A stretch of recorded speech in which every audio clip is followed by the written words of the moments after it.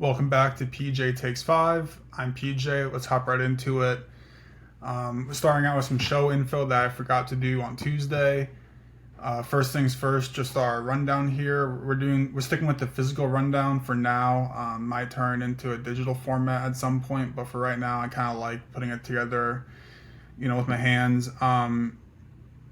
The show will generally be 5 topics, about 5 minutes each, on some sports stories. We're not gonna try to do the national, LeBron, Dallas Cowboys, New York Yankees, but kind of more stuff that I'm interested in: Chicago sports, football, basketball, personal stories about athletes and coaches. And then we're gonna try to finish with a media review of some sort. Eventually, that time slot might go to something else, but for right now, just want to stick with a movie or a show or a game that I've done recently. And then back to the goals conversation we had on Tuesday. The goal of this channel is just to get more comfortable speaking into a microphone, speaking into a camera, and then on the back end that isn't on camera, just researching, producing, editing, everything that goes into making the show. Just trying to get some more reps at, so that down the line when an employer says, "Do you have, anything that you can show when you say that you can produce or edit?" I can show them these videos, and hopefully that's enough to kind of persuade them that he might actually be able to do this. So, hopefully, like I iterated, it's really just personal reps. I know I used the example of like weightlifting, and my thought is just if you go into a session thinking, okay, I'm going to try to get my bench press up to 300 pounds, which I can't do that, but you want to get your bench up to 300 pounds, it's better to say that to yourself, like, I want to get to that number, instead of just going out and seeing what you can get up to, because you're probably going to fall short of that number, rather than if you actually set out to achieve that. So that's kind of the main goal. Know what I'm trying to do and accomplish that. And then a couple like personal things, just trying not to curse a lot, and then because I do that in real life, and trying to use less likes, so's, which I know I've already used a couple today, but hopefully that'll kind of come down with time. But yeah, just trying to get a little more comfortable with this. So let's hop right into the first actual sports topic here. We got Chicago Cubs, Minnesota Twins. Cubs avoid the sweep with an 8-1 win on Thursday afternoon. Big day from PCA, which we're all kind of used to by now. He had a 2-homer game. That's his 5th multi-homer game of the season, and his second in about a week.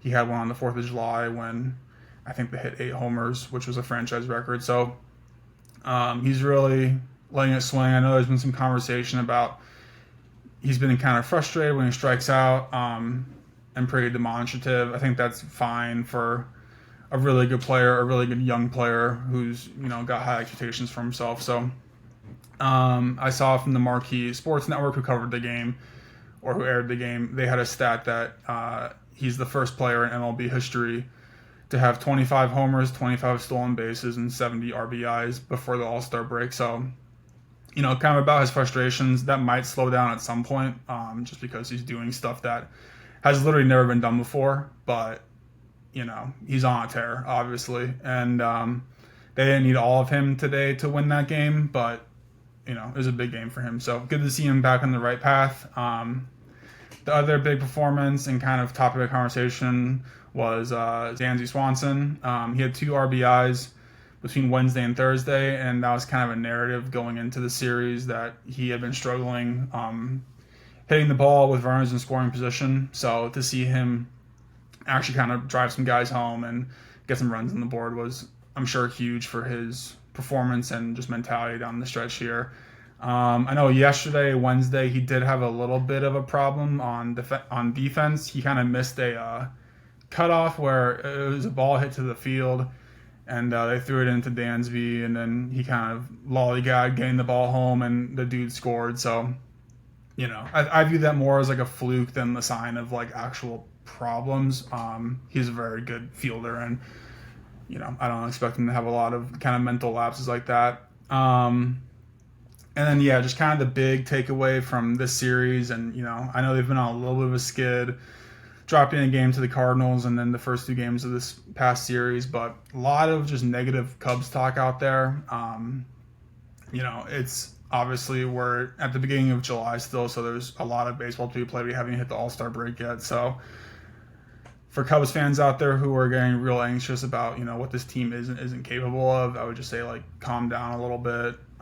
This is obviously a really good squad, and it doesn't make sense to throw people under the bus. I know, Ian Happ has been kind of under the public eye here a little bit. He has 2 hits in his last 22 at bats. Obviously not great numbers. He has had 5 walks over that span too, so it's not like he's just like a complete shell out there, but obviously the offense is leaving a little bit to be desired, but he's won 3 straight Gold Gloves, and he's part of a really good outfield with PCA and Kyle Tucker out there. So even if he's not doing the offensive part so much, that's not really his role. Anything that he can bring from the plate will be great, but he's really a leader, a defensive guy, so he'll pick it back up, I'm sure. And just kind of for the Cubs fan to pump the brakes with him, and kind of same with Matt Shaw, who actually sat on Thursday, the final game of that Twins series. He's been struggling a little bit offensively with a .203 batting average, and obviously he's a young guy. I'm still trying to figure it out, playing against major league pitchers. But he's had some pretty good defensive plays from third there. Taking care of a bunch of ground balls to his direction and swinging it to first. So, kind of like Hap, I'm confident in the fact that he'll eventually, kind of find his bat and his swing a little bit here and help out the offensive side of the ball. Even, like both of them, there's so many other guys in the team who are capable of hitting big and hitting a lot. So it's not like they have the most pressure offensively, but obviously it'd be great for them to get more hits and contribute to the offensive side of the ball. So, and then with Shaw, I know there's a lot of talk about maybe moving him or demoting him to bring somebody else up, or to go after a different third baseman, or go out for a big hitting outfielder and then bring Hap to third. Whatever. But I would just say it's probably worth being a little patient. Obviously, it's his first year in the big leagues. It doesn't happen overnight. I know. Obviously, we're all kind of spoiled with PCA, like figuring it out really quickly. And, I think that's much, much, much more the exception than the kind of standard. So I would just be patient with him. And then, these guys have a quick turnaround to the next series. Friday morning, when this comes out, they'll be getting ready to play the Yankees. I think Friday it was announced that it's going to be a bullpen game for the Cubs. So kind of the same philosophy as that game they lost to the Cardinals when they went 2-for-1 in that series. So, maybe not the highest expectations with kind of a hodgepodge pitching rotation there, but the Yankees are kind of floundering recently. I think that's a pretty well-known fact, and you never know what can happen. Obviously, with the All-Star break coming up, there's still opportunity to kind of hit your stride going into that, but then a lot of opportunity to kind of rest up and come back out of that. And then last Cubs nugget, just rest in peace, former manager Lee Elia, died at 87. I didn't know this, but he played for both the Cubs and the White Sox, and then obviously he also managed the Phillies, and fans probably know him most for his rant, a pretty hysterical 3-minute speech that got caught in a hot mic. I read that he had 30 F-bombs in there, and my favorite quote is, we're just going off from the fans. He says, I'm going to censor myself here, the MFs don't even work. The Cubs fans, the MFs don't even work. That's why they're out at the effing game. They ought to go out and get an effing job and find out what it's like to go on and earn some effing living. 85% of the effing world is working. The other 15% come out here. So, kind of a Dennis Green, the Bears are who we thought they were-esque rant and speech, and, kind of a big part of Cubs lore. So sad that he's gone, but I'm sure he'll be remembered for a long time for that speech and for his actual career. So just wanted to mention that. Moving on down the list here, we got the Thunder, OKC Thunder. On Wednesday, it was announced that Chet Holmgren was signing a 5-year contract up to $250 million, his rookie max extension. And then just a day later, it was announced that Jalen Williams will be signing a 5-year rookie max extension up to $287 million. So 2 big contracts, and then obviously this is all on the heels of signing SGA to a 4-year, $285 million supermax. So, those 3 are kind of under contract throughout the next decade here. That's kind of their core, and they're able to lock them all down. A couple interesting notes, just looking at the numbers, and obviously whenever Shams tweets out the numbers about a contract, it's always coming from the agent, so it's hard to know exactly what the numbers are going to end up being.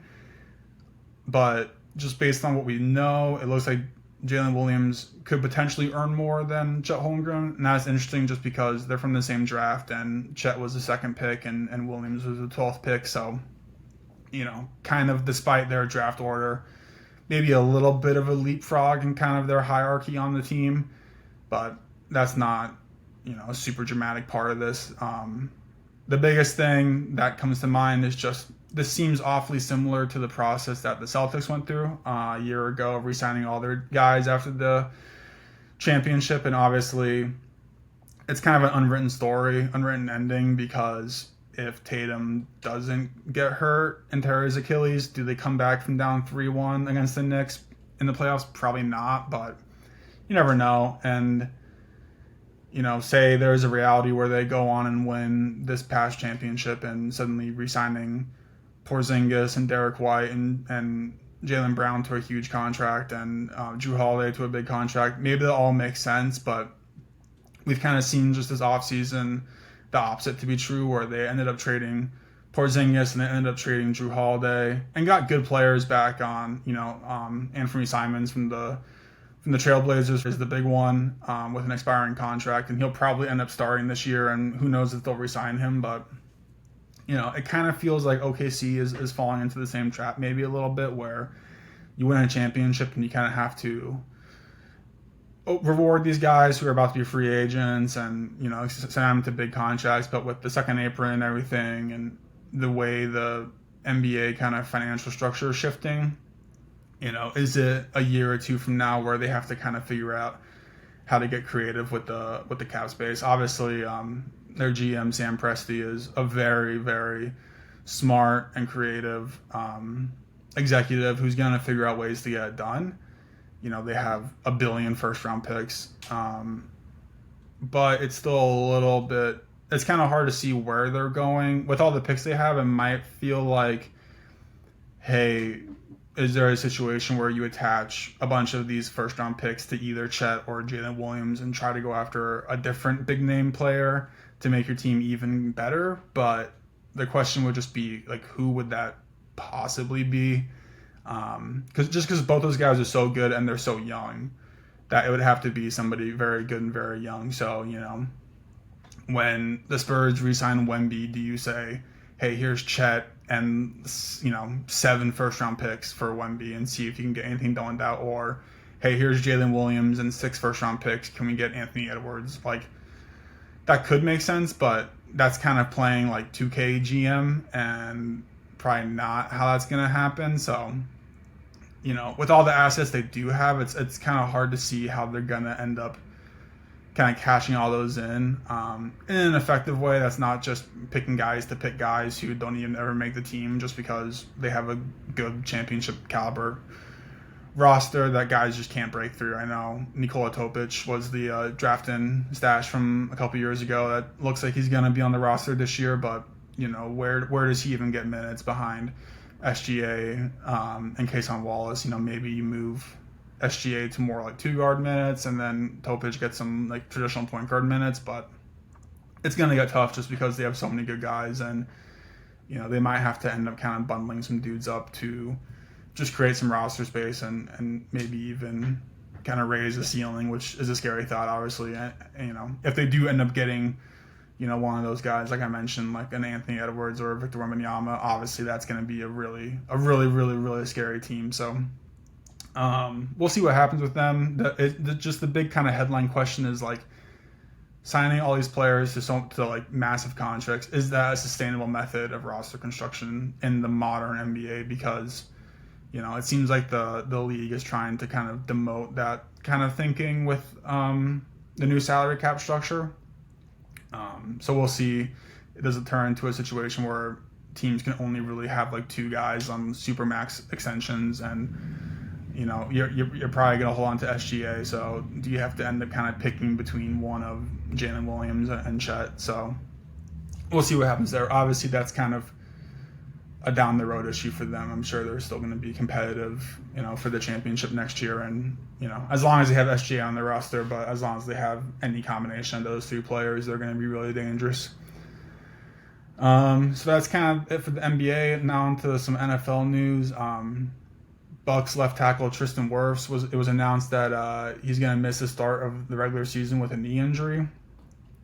He got arthroscopic surgery done on Tuesday, and it looks like it all went well.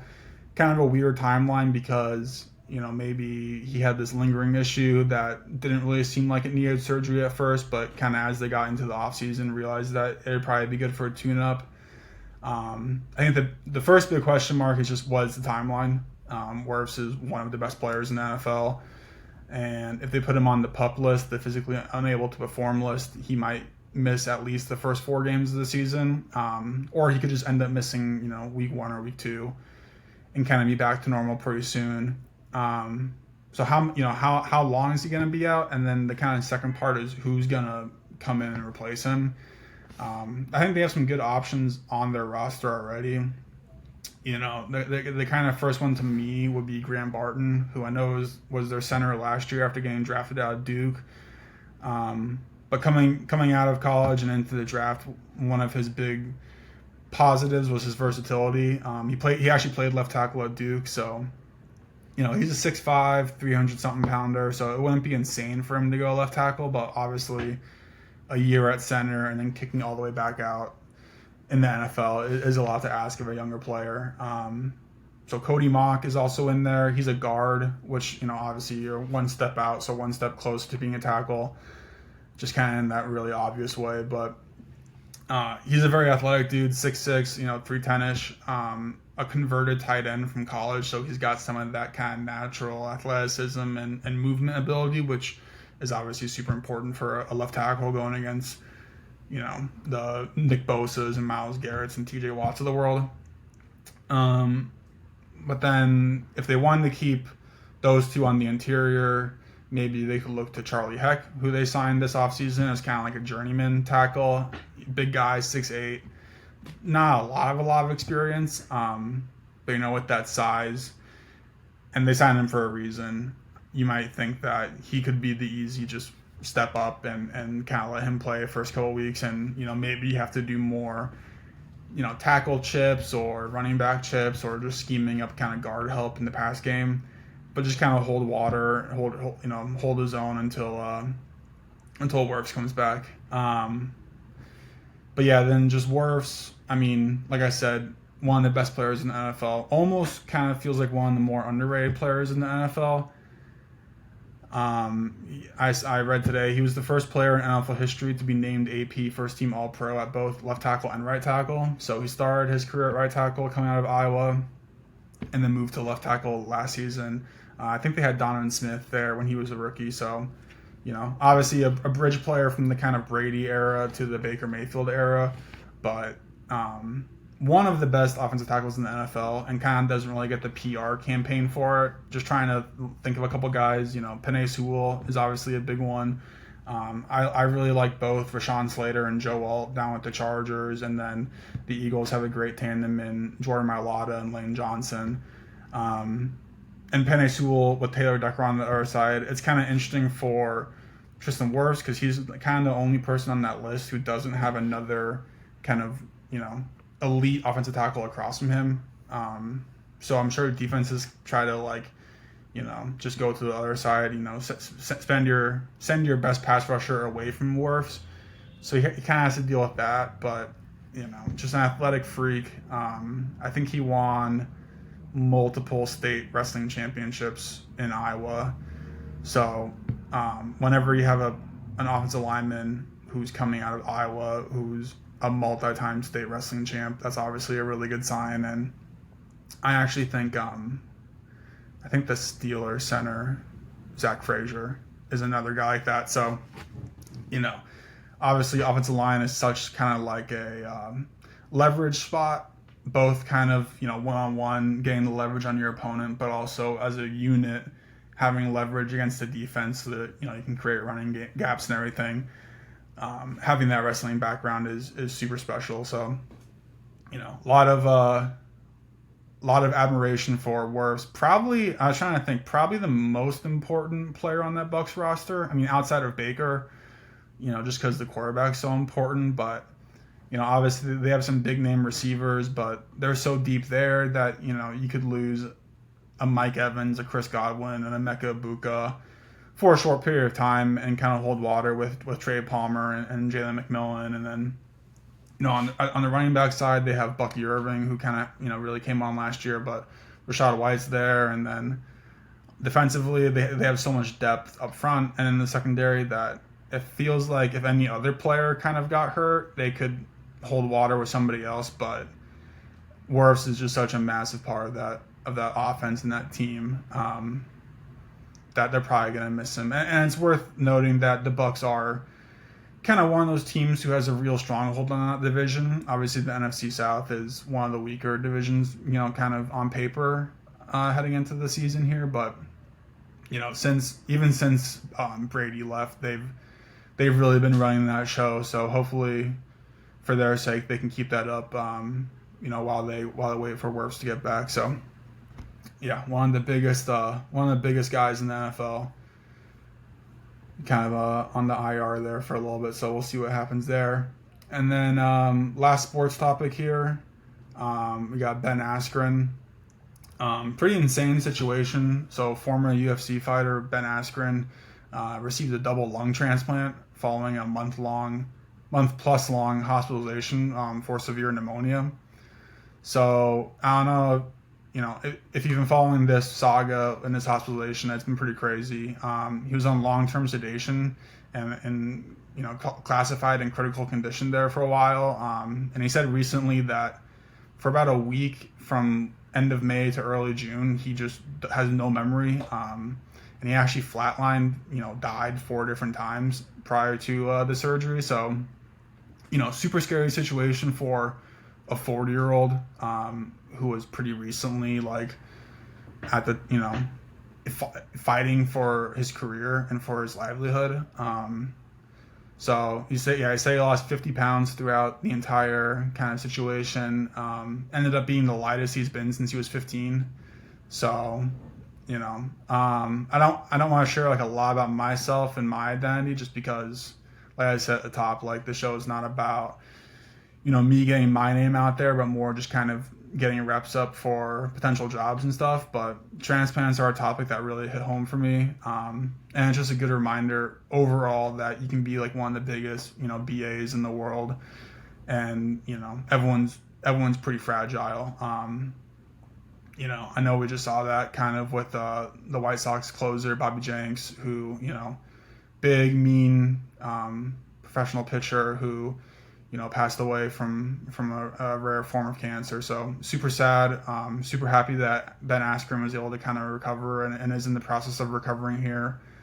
And yeah, I'll just say that I'm not really a big fighting fan. I see the headliners every once in a while, but I really only knew him from that boxing match he had with Jake Paul, where I know he lost by technical knockout, and there was kind of some conversation about maybe how legitimate that fight was, but I really only knew him from that. I know he's an Olympian. He's got, I think it's 19-2-1 as an MMA fighter, so really prolific career, really insane situation, and just glad that he's out, and hopefully he recovers quickly here and he becomes kind of an advocate for transplants, because I know there's been a bunch of professional athletes who have either had transplants or have someone close to them. I think Charles Tillman, Bears cornerback, I think his daughter had a transplant. And then, if I'm not mistaken, I think Nate Robinson, the former point guard, had a kidney transplant within the past year or so. So, like I said, it's a topic that hits home for me. I thought it was really cool. Well, not cool to see him go through this, but cool to see him kind of on the other side of it, and hoping all the best for him. So that's our last sports story. So we're gonna head on to the media review. So like I said last time, we're gonna try to do stuff that maybe is known but just not front of mind in society right now. So I ended up watching Back to the Future Part 3, which I had never seen before. I'd seen the first two, not super recently, but definitely in my life I'd seen them multiple times. So I had always kind of heard that the third one was maybe not so great. So I decided it would probably make sense just to sit down and watch it. And honestly, I thought it was pretty good. I definitely liked it. Back to the Future is one of those franchises that's, really it's instantly kind of classic. The theme song, you're right there. All of a sudden, you see the DeLorean, you see Marty McFly, and it's all right there. So just a couple quick notes about the movie that I thought. It starts with the end to Back to the Future Part 2.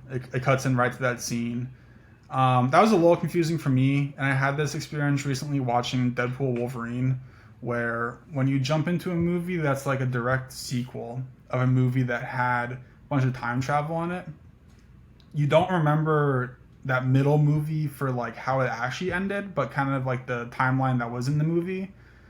So when it got back to the Future 3, I was like, oh yeah, I forgot all about, the Biff Tannen, and they got the almanac, but then they're actually in the reality where that didn't happen. So it can be a little confusing. It took me a second to kind of remember like how the second one ended, but they do a pretty good job of catching you up. One of the first bits they get into early is, he gets shot back to 1885, and they're asking what his name is, and instead of Marty McFly, he says Clint Eastwood, obviously an actor that doesn't exist yet. I thought that was a pretty good bit. But still, the outfit they send him back in time in is like really crazy. It's like pink with like frills and nothing similar to like what an actual cowboy would look like. So, Doc Brown's, obviously a pretty smart dude to create the time machine. You would think that he knows a little bit more about what a realistic outfit might be, but he's in his like Nikes with like a pink frilly vest kind of, so it sticks out immediately. Then he's going around town calling himself Clint Eastwood. That's pretty funny. And then he gets put up by, they call him Seamus McFly, but it's his like great grandfather, but it's just Michael J. Fox with a beard.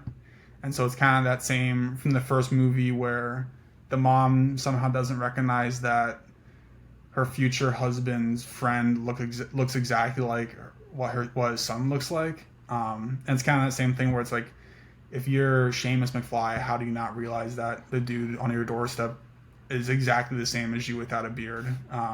Obviously, we're thinking too much into that topic for a movie kind of like this, but kind of a stupid little thing. And then much of the movie is kind of built around this idea that Doc's going to get shot by Buford Tannen, Biff Tannen's, relative ancestor, on September 7th. So the first question is, why don't they just shoot Buford Tannen before that, like September 6th? And obviously, like the main thing would be like, oh, well, if you're going back in time, you can't change history like that. But they change history in each of these movies. This one included, where they don't. Doc Brown ends up not dying. So the whole like we can't change history thing is kind of a cop out. It would have just made a lot of sense to like shoot Tannen and move on, but obviously that makes for like a much shorter movie. Kind of like on the negative side of the movie, the references to indigenous people and to Asian people kind of don't age super well. Not that that's like a super surprising thing for an early 90s movie, but kind of one of those things where you're watching and you're like, oh, that's not really the words we say anymore. And then kind of just like I said, the time travel throughout the movies is like kind of hard to keep track of. Like, what's the real reality? Obviously, that's not anything unique to like a time travel movie, but it got really confusing in this franchise. But I do like the concept of like the fourth dimension, where they're always in the same area. It's just like in a different time. So they're going over a bridge that's like not built yet, but in the future it's built. So when they go back to the future, they're fine. That's a really interesting concept. Like staying in one area that's not really in a lot of time travel movies like that. So I kind of like that. And then honestly, like pretty fun ending the way they kind of wrap stuff up. I know Mary Steenburgen is kind of like the damsel in distress character, quote unquote, and Doc kind of saves her, and he's riding along the train and they kick the hoverboard underneath him. And Doc on the hoverboard, it was terrible CGI, but that's a pretty cool scene. That's a fun character. And then when they get back to 1985, they destroyed the DeLorean with a different train. So that's kind of like a nice like plot device to just be like, okay, the DeLorean's done. Like this is the end of the franchise here. So if they ever, movies get rebooted all the time now. So if they ever rebooted Back to the Future, they have to figure out like, okay, how do we make it so the time machine, is alive and usable? And obviously with time travel, there's easy ways to do that, but they kind of, wrote themselves into a spot where it's not around and it's really easy. And then, Marty comes back to the present, 1985, and he's wearing like the cowboy garb, and pretty immediately he goes to see his girlfriend, Elizabeth Shuey, and it's, why not change out of the like dusty cowboy garb at some point? And then my favorite part of the movie that I was kind of waiting for, because I had seen it before, at the very end, Doc comes back and he's got his kids, and I don't know who the kids are, but one of the child actors is like kind of off to the side, so he's not really part of the scene, but he kind of motions to the camera, and then they come in and then like points to his crotch. So I know that's like a thing that is one of those like weird moments that just kind of got past the editors, and for some reason I watched it on Disney Plus, like they didn't take it out of the movie yet. So just kind of like a fun kind of like Cinema Sins channel thing that I was always looking for, but pretty stupid little moment. So overall, pretty fun movie, pretty stupid, shouldn't be taken too seriously, but a pretty good way to wrap up the franchise, I thought. So that's it. That's all I wanted to do. Just the 5 topics there and a little media review at the end. So we'll be back Tuesday. Hopefully by then I've kind of explained all the channel stuff, so I can do like 5 full sports stories instead of like the the show info and the other 4. So hopefully when we come back, it'll be 5 sports stories and then a media review. So that's it. Talk to you guys Tuesday.